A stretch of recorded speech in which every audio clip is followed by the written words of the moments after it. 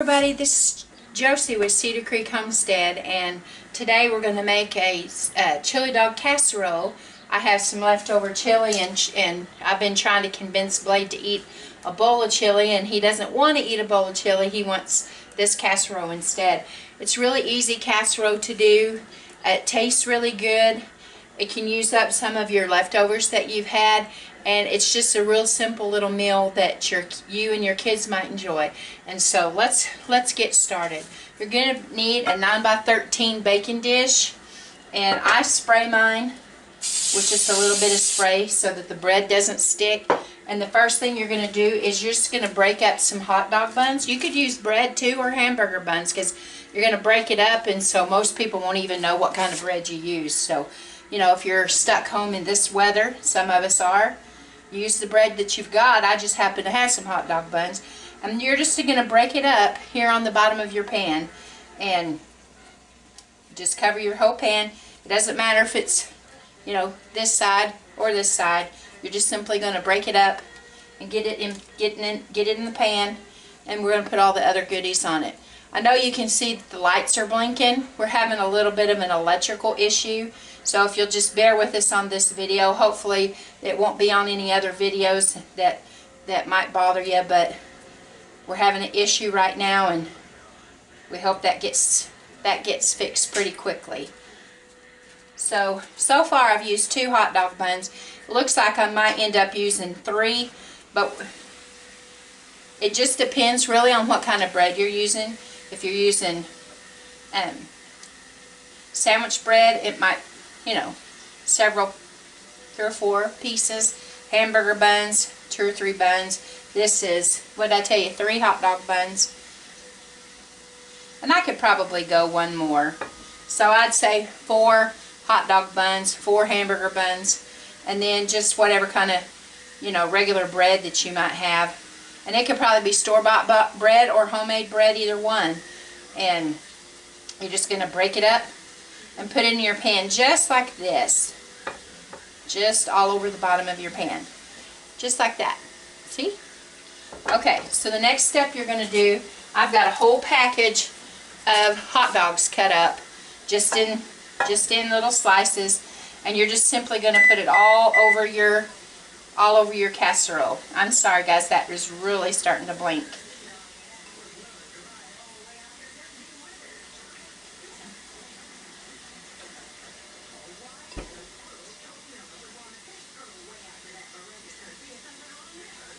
So you just get this all over that, just like that. Make sure your hands are clean. Okay, so the next step was to get the hot dogs in there. They look like this. And then use your chili. Now I've got homemade chili. You can use store-bought chili if you want to. But this is what I've got. This is what I need to encourage my family to use up. And so we're going to make it into a second meal. And so you're just going to spread. Now mine came out of the refrigerator and it's still cold. But you could heat it up if you wanted to, and it wouldn't take it as long to heat up in the oven. You're just going to simply spread this chili all over the top of this casserole, kind of like you're going to make a topping out of it. And it's up to you, you know, how much chili you want. But my family will eat it up, so I'm going to really get it put on there. And if you're using homemade chili, you're really just going to eyeball how much you want to put on there for your family. You can make the pan bigger. You can see that I have room for a lot more.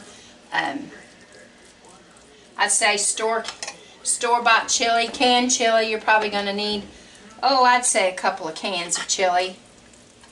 And you're just going to top it. And I'm going to, I think that's good. I've still got some, but I think that's good. So you got it topped. Now you can do this just like when you go to one of the restaurants and you order a chili dog. When you get done, when it comes out of the oven, you can put onions on it, you can put mustard on it, you can put whatever you would want on it, just like you were getting a coney or a chili dog, either one. Depending on where you live, I guess you call them by different names, chili dogs, conies. And so the next step is just to simply put cheese on it. And I'm pretty liberal with the cheese. I'd say at least a cup and a half of cheese. And you just put it on the top there. I've got my oven preheated to 350 degrees. You're going to put it in there and you're just simply going to cook it until it's all hot and bubbly. You want to make sure that you don't leave it in there so long that you burn your bread, but your bread will get nice and toasty on the bottom, and it won't be soggy. You would think that it would be soggy. A lot of people, when I first saw it, I was like, well, that bread will be soggy, and I have issues with soggy bread.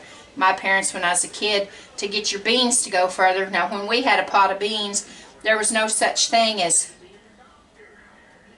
not wanting to eat the leftovers, because a lot of times my mom would fix a humongous pot of beans at least once a week, and we would have beans and have beans and have beans until there wasn't any beans left. Now, I prefer beans as you cook them down and they get thick, and that's how Howie and I ate them and Blade.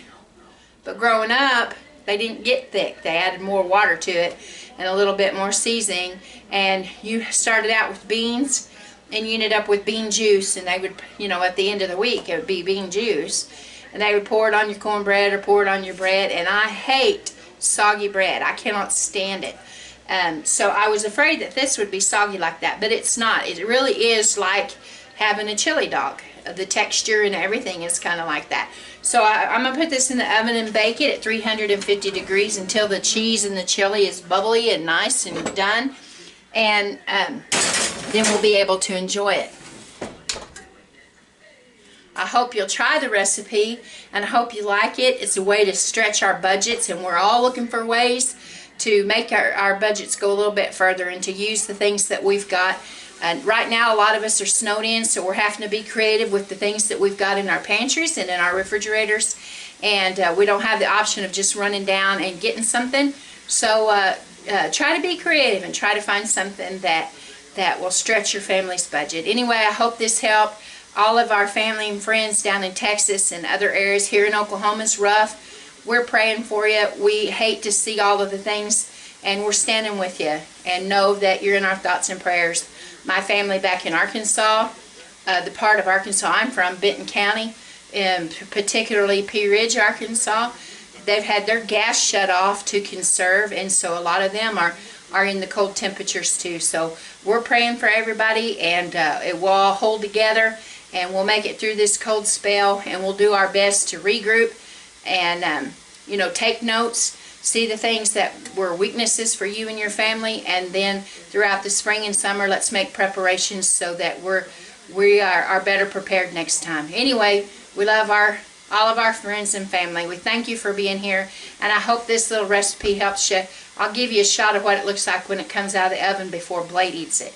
Okay guys, this is the casserole. I just took it out of the oven, and I'm going to get a little scoop of it out of here just to kind of give you an idea of what we're working with.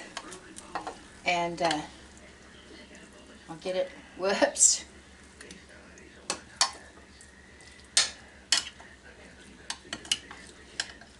And you just get you some scooped out. Like I said, you can put onions on it, you can put mustard on it. I'm supposing you can put more cheese, whatever it is that you want on it. I just have mustard and onions, and so I don't know what everybody else eats on theirs. Hot peppers, I guess. Anyway, this is it.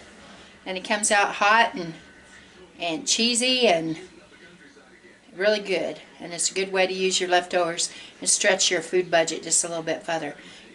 This is Josie from Cedar Creek, and I'll see you guys next time.